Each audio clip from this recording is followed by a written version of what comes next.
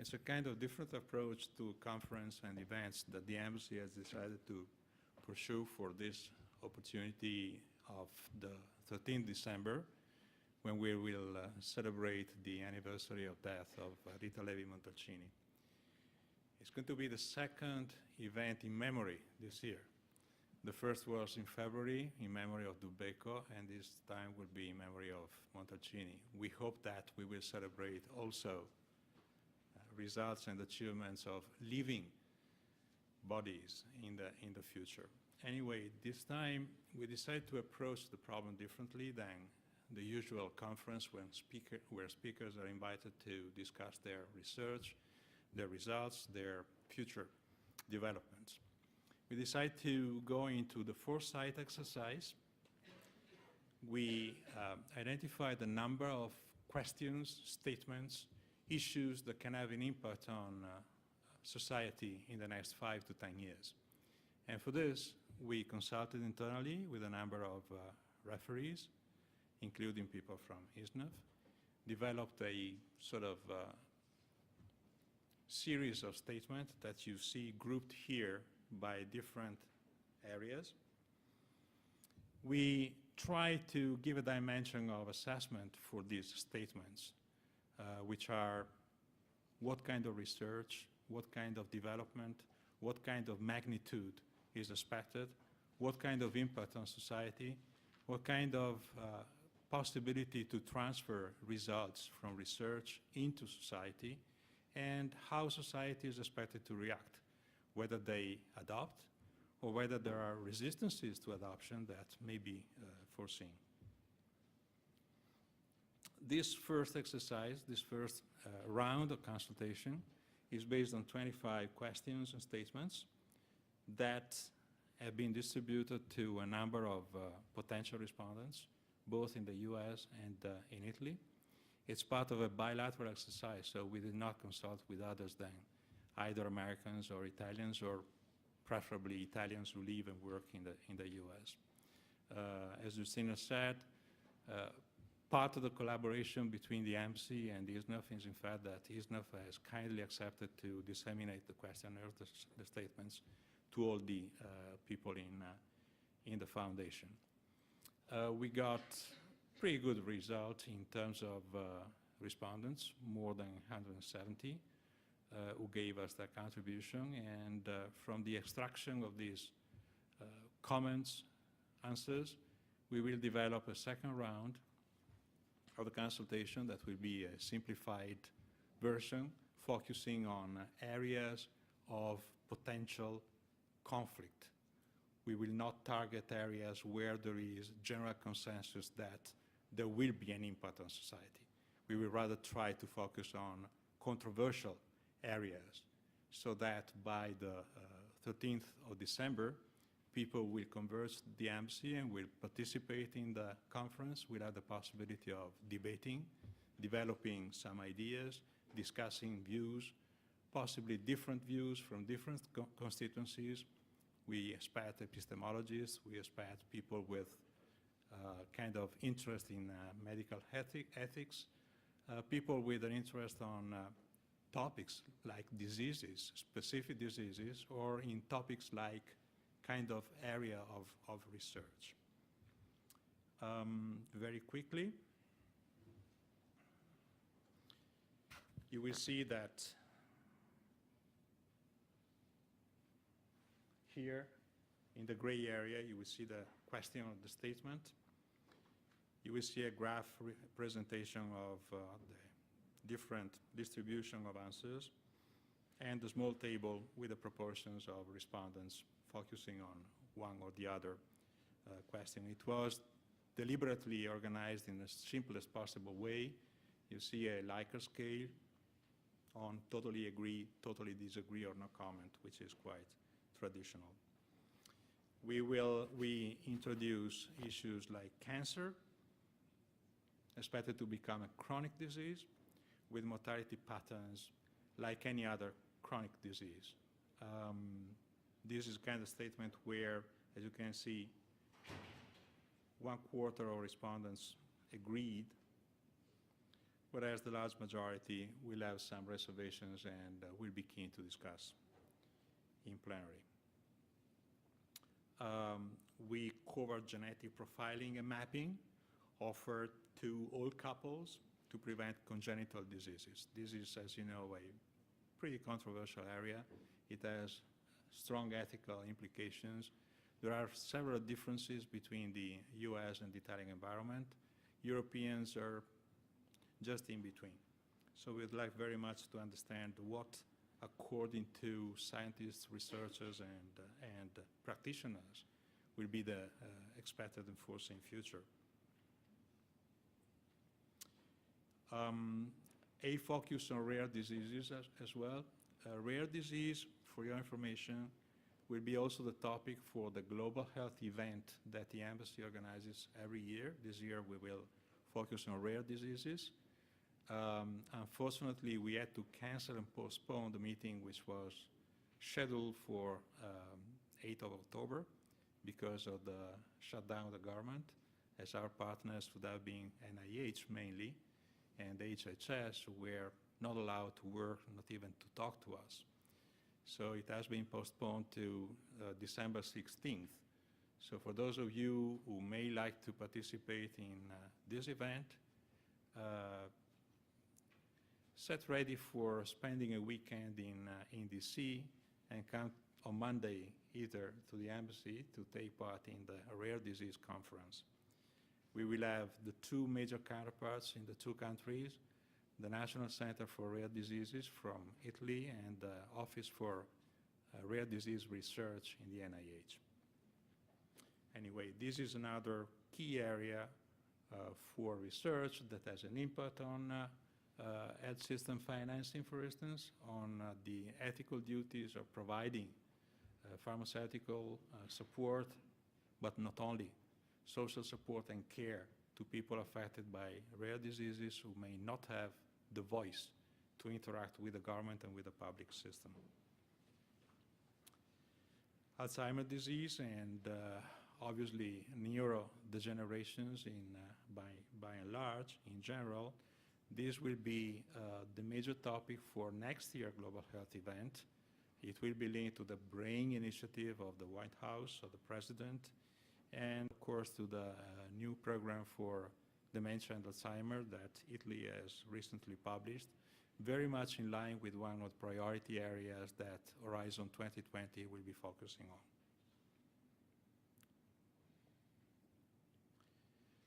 We also included issues related to neglect, to population areas, groups that are traditionally neglected by health system, that have no voice, as said, to interact with the institution and to get their rights respected and met. We felt that, in general, there is little ethical justification in research, especially in the health area, unless this research is aiming since beginning to translate into services that can change life and quality of life. Again, care and cure to patients with chronic diseases, changing the way services are delivered from traditional institution or facility-based service to home-based care. There is a paradox that home-based care has become the target for several emerging countries, transitional countries, whereas in our countries, in developed countries, the focus is still on facility-based services.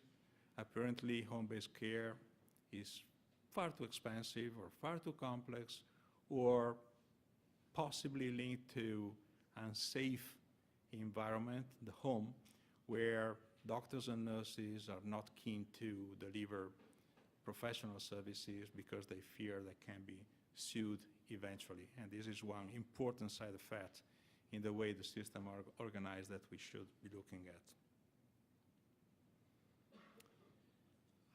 Aging, extension of life expectancy.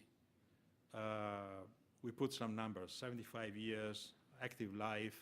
We won't be allowed to retire until we are 80, most likely, in the near future. We may live up to 100 years and more. Rita Levi-Montalcini survived to 102, 103.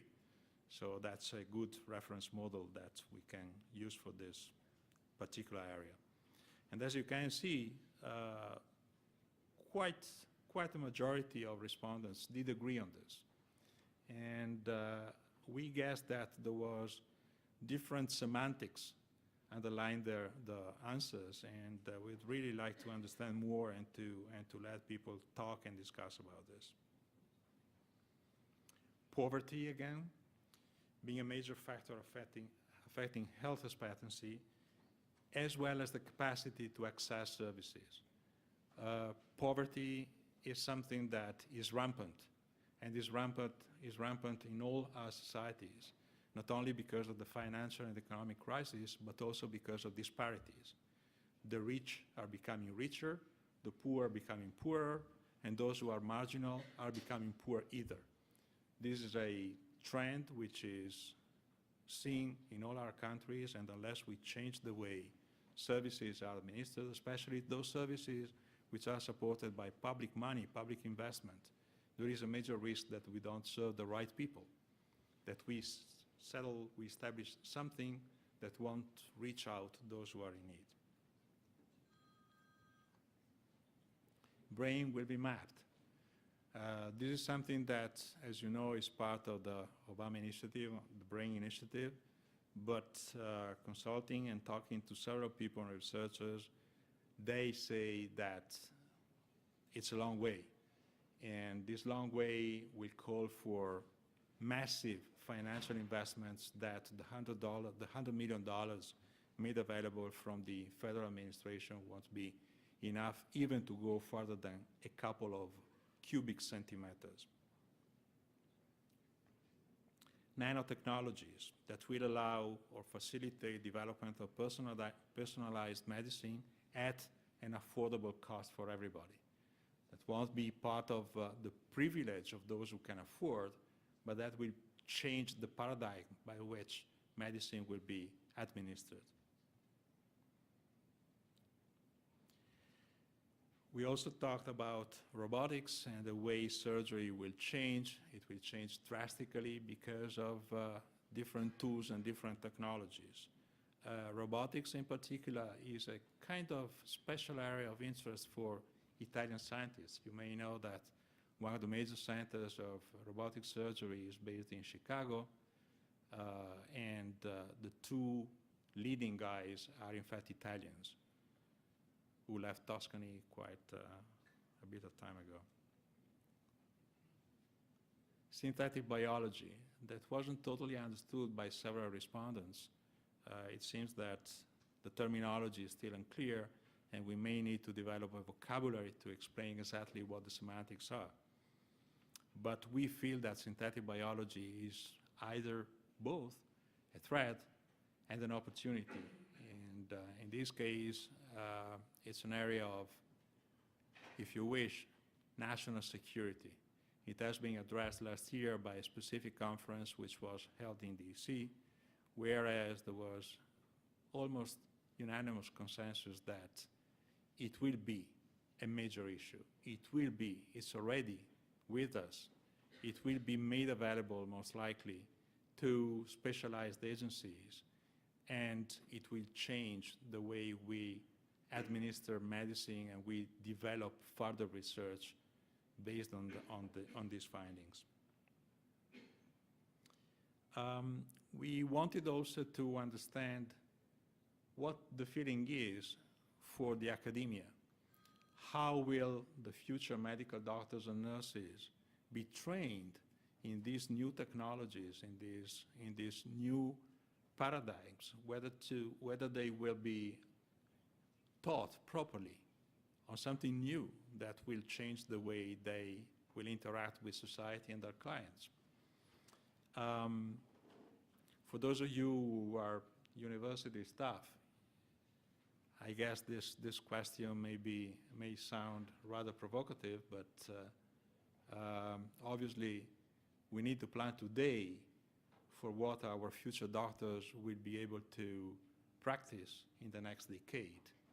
Otherwise, we are lost, and running systematically against modernization, against progress, against new scientific discoveries, if doctors and nurses are not oriented, if they do not learn, for instance, how to learn themselves, will be an extremely difficult kind of situation, and we will be left with an entire cadre of professionals who are obsolete, outdated, unable to perform. Comorbidities and personalized medicine, once again. Comorbidities is the kind of major target now for people who are aged. These people are already 20-25% of society. They will be 30-35 in 10 years. It's a nonsense to just ignore this kind of situation and focus, for instance, on clinical trials on males, middle-aged, relatively healthy, because this is the way clinical trials are organized now. You may have known that there has been a WHO position quite recently in trying to genderize clinical trials. If you look at clinical trials patients, enrolled patients, you may well discover that very few females are usually selected. And conclusions of clinical trials are taken on the basis of a biased population group. This is just unacceptable. Health systems will be able to sustain costs of the new paradigms, especially in favor of the elderly. This is because, as I said, we can expect that 1/3 of the population will be classified as aged in the near future. Antenatal non-invasive diagnosis, again, of rare diseases, as an example and as an indicator, will be available to all the pregnant women. Whether it will be available, to what extent, and whether women want to know and want to make use of available technologies is also something different that will be inevitably impacting on the demand side. Endocrine system will be a major target for new personalized medicine as well. And this is another issue that is surprisingly not a priority in the research area. Institutions granting research funds do seem not to consider this particular area as relevant, as a major priority. We feel instead that it should be considered and should become a sort of cross-cutting area whereby any kind of disease, any kind of body district is interested should be there. Palliative care is also a neglected part of the science, if you want. There is very little research on palliative care. There is very little research on analgesic treatment and new drugs. We still have the same drugs that we had 35 years ago. Protocols may have improved a little bit, but not so much, not extensively as expected. This is because we feel people in need of palliative care are very weak, neglected. They have no real interaction with the power system in the health system design. Imaging technologies, it has obviously to be there. Diagnostic capacity is critical, is essential, especially for advancing the capacity of treating diseases when they are still hitting before the clinical manifestations. And this is an essential part of the medicine course. It is something that our current students may not be sufficiently trained in. And we feel that there is a lot to say about the possibility of using imaging techniques and technologies more extensively than done now. one of the constraints in the Italian system is that you cannot have a diagnosis done unless by a specialized, registered X-ray specialist. And this is a kind of bottleneck that prevents a wider distribution of these kind of technologies. Health literacy by citizens, the health competent and literate citizen demanding the right thing to the right people in the right way in the health system, which is our dream. The way it happens, the way it can happen, how the system interact with their potential beneficiaries is something that we are quite interested to understand. Mobile health being possibly the single most important innovation in changing the way this interaction takes place. Mobile health is something that today allows you to send out your glycemia in real time by using your iPhone and a small device of $50. Today you can send out through your iPhone, through your phone anyway, smartphone, to any kind of entity which has the low-cost technology and the brain to understand the way it works and to establish the system. You can send your main vital signs. This is changing radically the way this medical interaction, the interaction between doctor, physicians, and their patients, nurses and their patients, take place. Social media linked to that are also something that we need to take into consideration. Think, for instance, of what happens to the patient who comes to you and who has already Googled throughout all the internet and the digital world to understand whether you are the right person, whether you talk the right language, and whether you give the right instructions. And this is before the consultation. It happens also after the consultation, and that comes with a different ethical liability and responsibility of providers vis-à-vis their patients' expectations. Bioethics, as said, which is a key fundamental area for the future, not only to orient clinical trials and research, but also to justify what kind of research can be funded by the public system, what kind of research has to go to the private system, and what kind of commitments the private and the public world may have to each other and to their final beneficiaries. Environmental health as being one of the dominant future, even current, health determinant, the interaction of people with their environment. We have major aspects of this in Italy, as you may know, in Taranto and other parts of the country where environmental deterioration has got a major impact, which is very rarely measured and very rarely objectively measured and communicated to the media. You may also be surprised to know that WHO recognized the link between the environment and the health profile of people only last month. And that tells you something. Are doctors and nurses ready to accept innovation? Are they ready to accept the results and the outcomes of research and to translate that into practice? Are they ready to learn and to work with scientists and researchers, and to what extent? Finally, we also asked some free text compilation and comments to all respondents, and these are the main issues that have been suggested for the second round, apart from the revision of what you have seen now.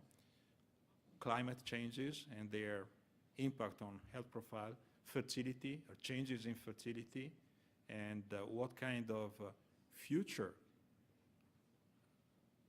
family planning to some reproductive health in general may have. Some other issues like kidney, regenerative medicine, chronic obstructive pulmonary diseases, and depression. Financing, portable biosensors, relational medicine, as said, the interaction, what will be the post-millennium development goals, strategies at the international level, where the major investments at the global level will go. What may be the government's role in regulating research, in financing research, in regulating the translation from research to the patient's bed? And what will be the human rights and their care duties and liability to respect and accept these rights? Thank you very much.